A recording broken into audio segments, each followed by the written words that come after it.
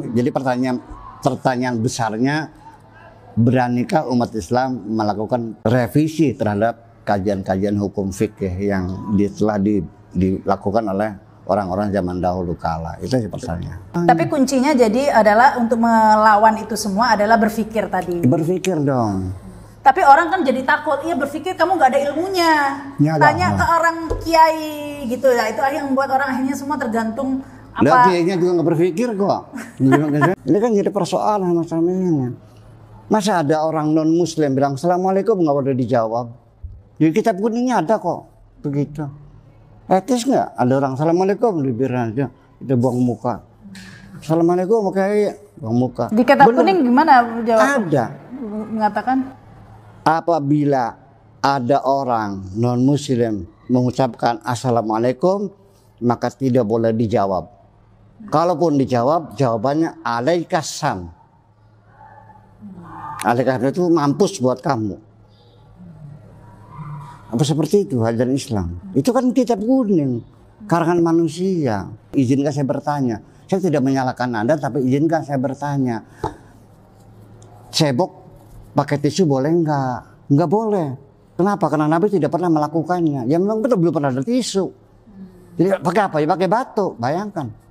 Saya bahagia sekali kalau sudah Anda mulai kritis berpikir lah. Saya bahagia sekali. Karena hanya dengan berpikir kita bisa menemukan kebenaran.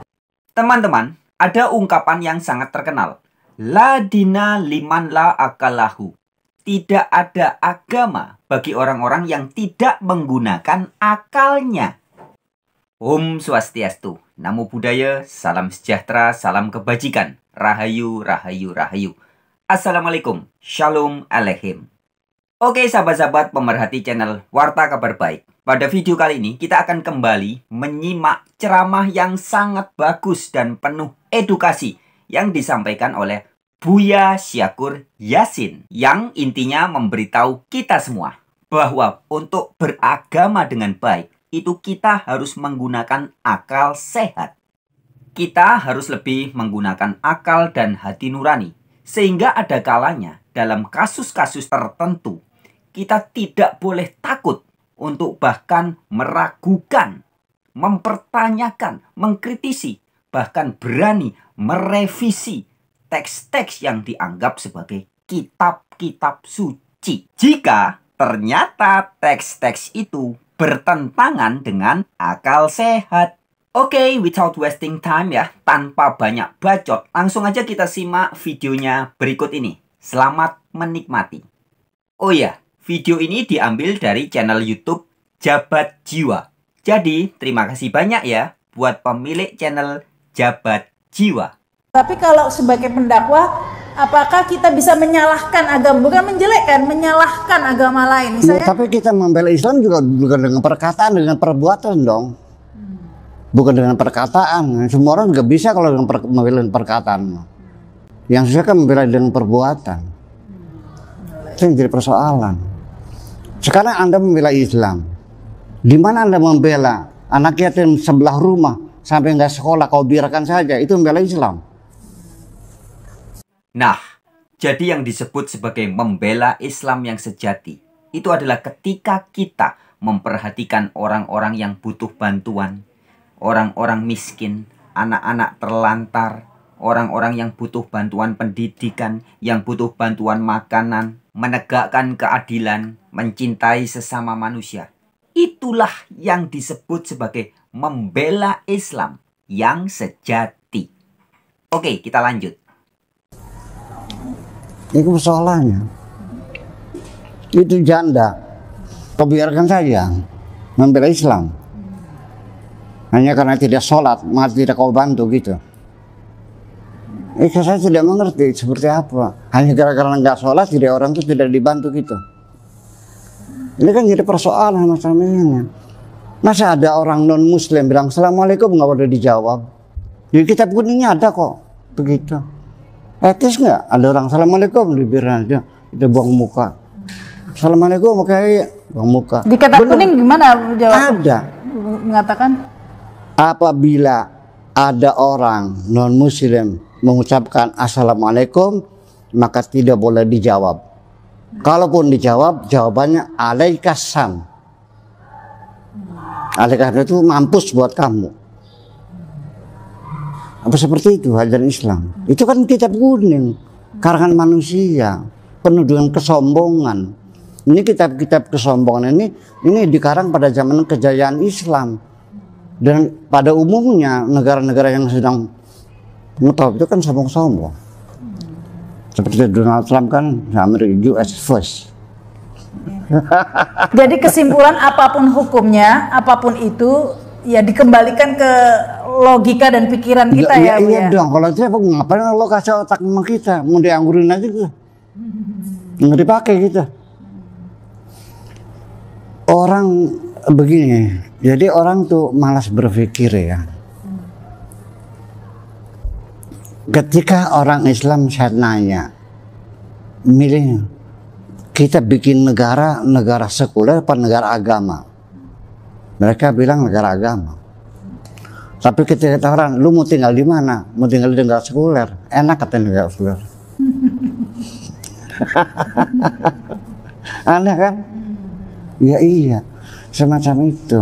Jadi ya itulah persoalannya. Jadi sampai orang yang non muslim salam aja menghormati. Pada dalam Al-Qur'annya wa idza huyitum bi tahiyatin fa hayyu bi ahsana minha aw rudduha bi mithliha. Kalau ada orang mengucapkan salam, kita hormati lebih dari itu atau minimal samalah.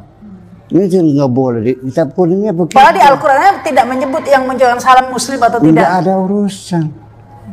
Dan sekarang yang lucu, ada orang non muslim kelaparan dikasih makan pahala nggak ada pahalanya, malah dosa. Ya. Manusia kelaparan bilangnya dosa.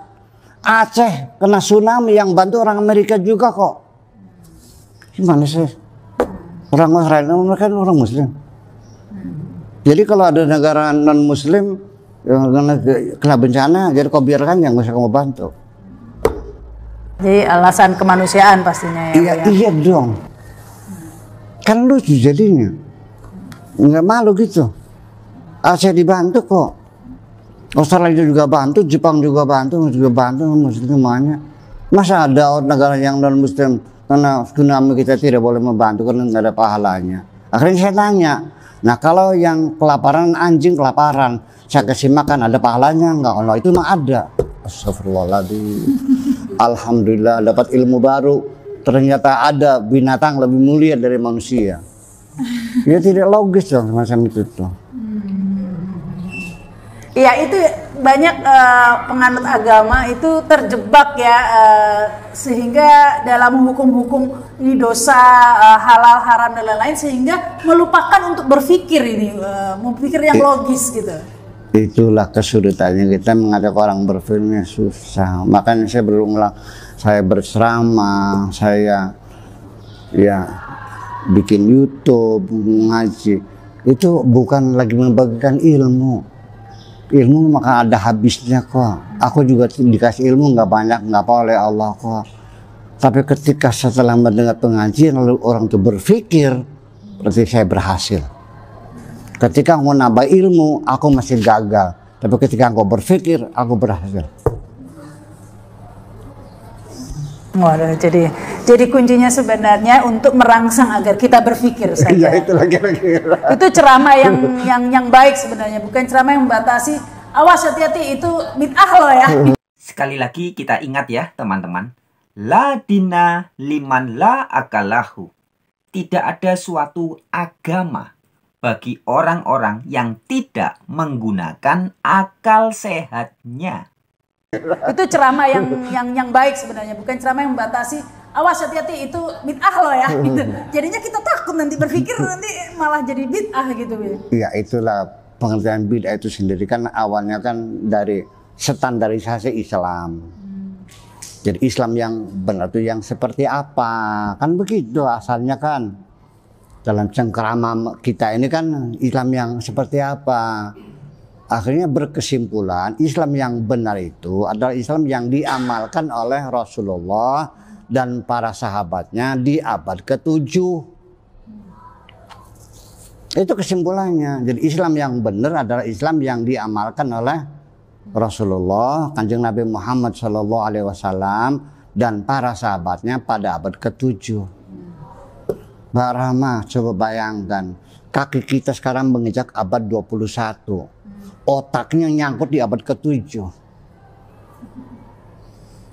Jadi kalau ditanya, bagaimana hukumnya gitar? Ntar gue lihat dulu. Buka kitabnya. Nggak ada zaman Nabi gitar. Oh, berarti bid'ah. Apalagi? Itu, harpa. Oh, ada. Enggak, berarti nggak bid'ah. Ada harpa, ada kan. Daud kan juga pemain harpa juga. Kemudian apa lagi? Piano. Oh, nggak ada, berarti bid'ah. Kalau kenjering ada nggak? Oh, ada, gendang ada kan zaman Nabi. Bayangkan. Jadi yang ada pada zaman Nabi berarti boleh, yang tidak ada berarti bid'ah. Seperti itukah kita beragama? Saya tidak menyalahkan, tapi saya bertanya, izinkan saya bertanya. Saya tidak menyalahkan Anda, tapi izinkan saya bertanya. Cebok pakai tisu boleh nggak? Nggak boleh. Kenapa? Karena Nabi tidak pernah melakukannya. Ya memang betul belum pernah ada tisu. Jadi pakai apa? Ya pakai batu. Bayangkan. Seperti itu. Jadi kalau pakai tisu namanya bid'ah. Kalau pakai batu tidak. Karena Nabi ceboknya pakai batu. Nanti sikat gigi pakai gimana? Pakai odol, pakai Pepsodent. Ya bid'ah. Jadi apa? Ya pakai siwak. Karena Nabi dulu tidak pakai sikat gigi. Bayangkan. Tayammum gimana? Kalau pakai puder gimana? Yang steril untuk ya nggak bisa, harus tanah. Ya harus di tanah. Tanahnya banyak teropong kebo lagi. Ke tanah gitu. Tanah kita harus tercemar semuanya. Mungkin dulu zaman dulu padang pasir ya masih bersih ya. Kita kan sudah tanah kita kan sudah mengandung apa itu yang bikin orang kejang-kejang tuh. Ya kan? Iya, yang orang kejang-kejang karena kotoran kuda tuh. Namanya apa? Karena yang kejang-kejang karena kotoran kuda tuh? Hah? Tetanus. Iya, tetanus. Iya kan? Bisa tetanus semacam itu. Jadi ya seperti itulah persoalannya. Nah, teman-teman, terkait hal-hal yang sedikit-sedikit dianggap bid'ah karena alasannya tidak ada di zaman Nabi. Tadi malam saya baru berjumpa dengan salah satu sahabat saya, namanya Agung ya. Pak Agung ini dulunya seorang penganut ajaran radikal, ya, garis keras.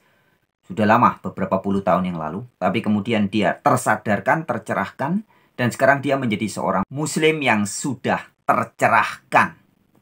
Nah, teman saya ini, Pak Agung ini juga mengatakan hal yang sama tentang bid'ah ya. Kalau bid'ah hanya diartikan sebagai sesuatu yang tidak dicontohkan di zaman Nabi atau tidak ada di zaman Nabi Muhammad, maka mushaf-mushaf Al-Quran pun itu ya termasuk bid'ah. Karena mushaf-mushaf Al-Quran itu tidak ada di zaman Nabi Muhammad. Begitu pula dengan teks-teks hadis, itu semua bid'ah. Ya. Jadi nggak usah jauh-jauh sampai abad 20 atau abad 21 sekarang. Internet, sosial media, itu semua bid'ah. Nggak perlu jauh-jauh. Bahkan mushaf-mushaf Al-Quran dan hadis-hadis itu juga termasuk tidak ada di zaman Nabi. Maka jika arti bid'ah adalah sesuatu yang tidak diajarkan atau tidak ada di zaman Nabi dianggap bid'ah, maka mushaf-mushaf Al-Quran pun termasuk bid'ah. Nah, lu. Tapi kuncinya jadi adalah untuk melawan itu semua adalah berpikir tadi. Berpikir dong. Tapi orang kan jadi takut, iya berpikir kamu nggak ada ilmunya. Ya, tanya ke orang kiai gitu ya, itu yang membuat orang akhirnya semua tergantung apa. Lah kiainya juga nggak berpikir kok. Sesuai dengan bukan, kiainya berdasarkan hadis. Iya, hadisnya juga nah kalau katanya. misalnya saya mau berpikir, saya kan nggak ngerti hadis Bu Iya, ya. Gitu. iya. Jadi akhirnya saya nggak berani berpikir, nggak berani menggunakan otak saya karena saya nggak ngerti hadis. Iya, kalau orang awam mah, orang nggak ngerti hadis. Saya kira saya tidak untuk berpikir. Yang itu kan yang bisa berpikir. Kenapa Anda tidak berpikir? Padahal Tuhan kita mendorong orang berpikir. Berpikirlah. Kalau benar kamu dapat 2. Kalau salah dapat 1. Kalau tidak berpikir ya itu yang salah. Oke, mungkin itu ya Bu ya kesimpulannya ya, ini luar biasa dialognya Bu ya agar kita selalu berpikir, dan memang banyak sekali ayat-ayat di Al-Quran yang mendorong kita berpikir, dan berpikir itu menggunakan otak yang sudah diberikan ke setiap orang begitu ya. Iyalah. Jadinya setiap orang bisa berpikir harusnya. Itulah makanya karena kemampuan dalam berpikir juga berbeda-beda. Itulah makanya terjadi mazhab juga berbeda-beda. Juga kan karena pikirannya berbeda. Imam Syafi'i saja ijtihad di Irak dengan ijtihad ketika di Mesir berbeda. Kaul qadim, kaul jadid. Ketika di Irak dia masih usia muda, hasil ijtihadnya begini, A, B, C, D. Begitu dia ke Mesir, ke metropolitan, dia terkejut, dirubah lagi dengan pendapat yang baru lagi. Satu orang yang Syafi'i merubah pendapatnya sendiri karena dia tinggal di komunitas yang berbeda. Kalau Imam Syafi'i lahir di Indonesia, sekarang dirubah semua tuh ijtihadnya. Tapi sebagai individu kita boleh berpikir, misalnya saya boleh berpikir juga, misalnya ini ada yang mengatakan jilbab itu wajib atau tidak. Saya bisa berpikir, udahlah nggak penting wajib, yang penting tadi itu menyenangkan kehendak Allah seperti itu. Itu kan tanpa hadis sudah, itu kan. Ini saya pemikiran saya itu kan bisa tanpa. Iya, saya kan melihat masalah pakaian itu kan masalah budaya bukan agama. Aurat itu ada nggak sih? Kan jadi persoalan. Aurat itu apa sih? Apa sih batasannya? Definisinya aurat itu apa? Nggak jelas kok. Jadi ternyata saya mau nanya, bayi lahir perempuan perlu dibungkus nggak? Pakai jilbab nggak? Ya enggak.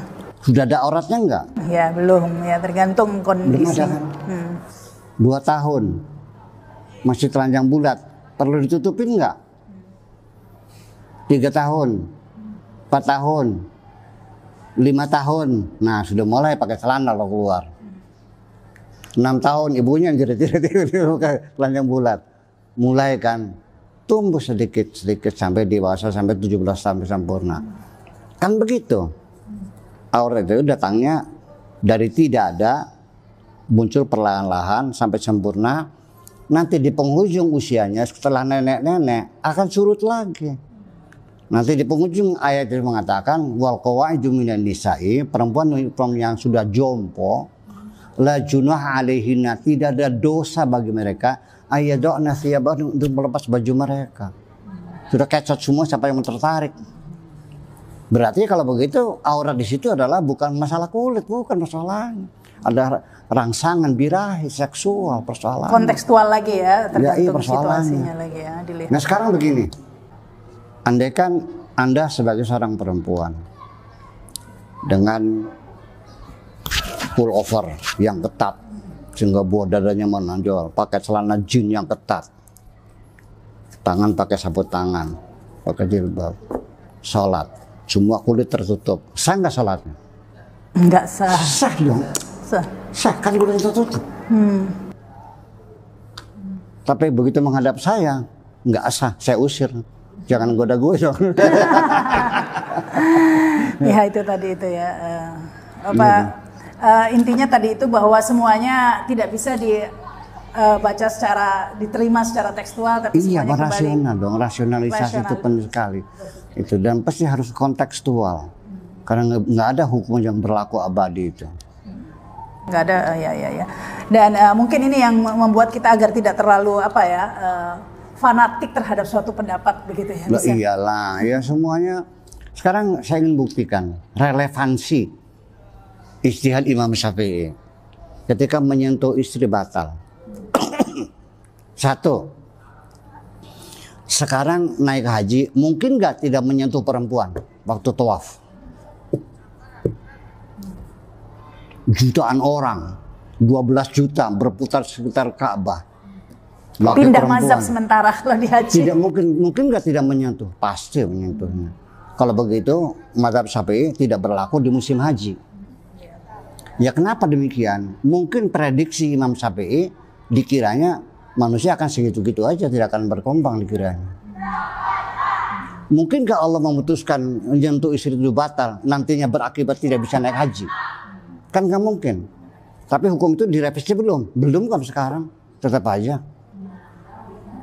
Ya kan persoalannya. Kemudian lagi dengan batal wudhu ini menjadi masalah. Kita orang Islam khususnya suami istri ketika kita bertengkar, Allahu Akbar maghrib, neng, kita stop dulu bertengkarnya ya, kita sholat maghrib dulu berjamaah,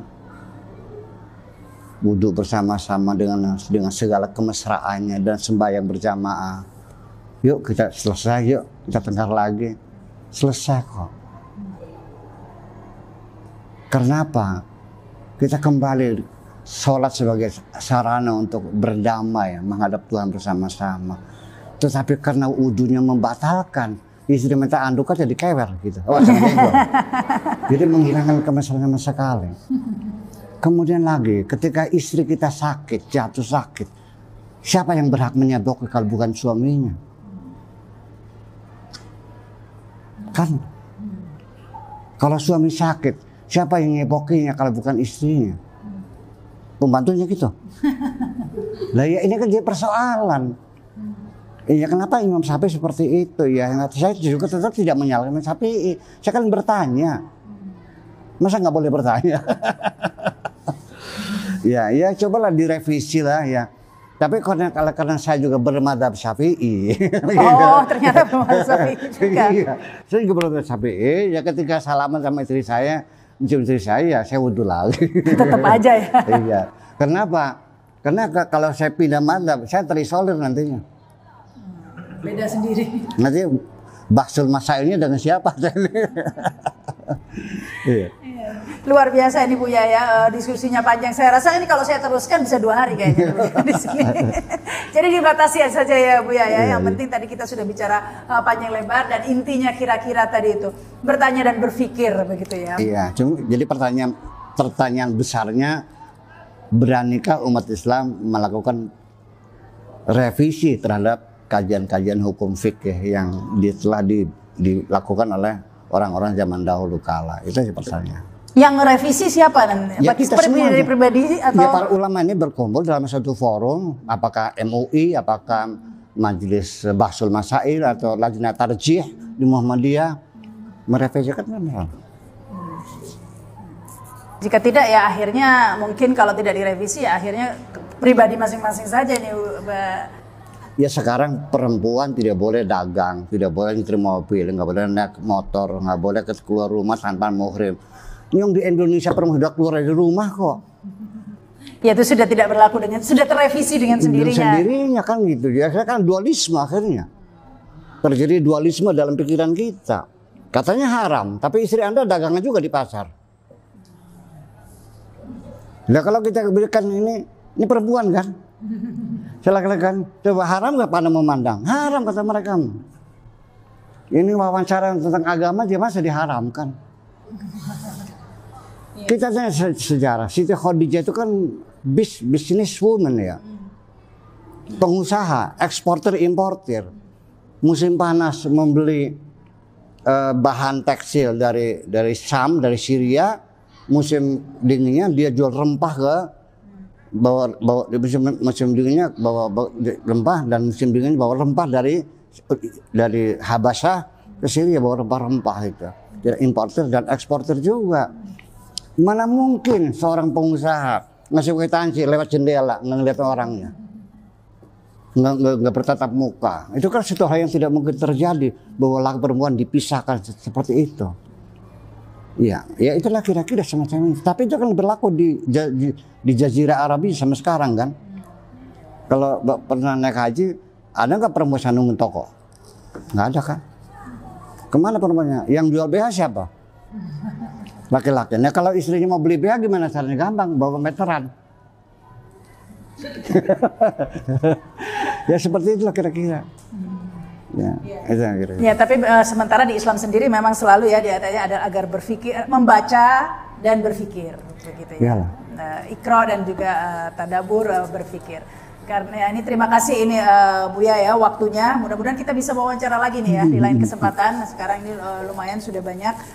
Saya berhasil. Saya bahagia sekali kalau sudah Anda mulai kritis berpikir lah. Saya bahagia sekali. Karena hanya dengan berpikir kita bisa menemukan kebenaran. Itu kata-kata Buya.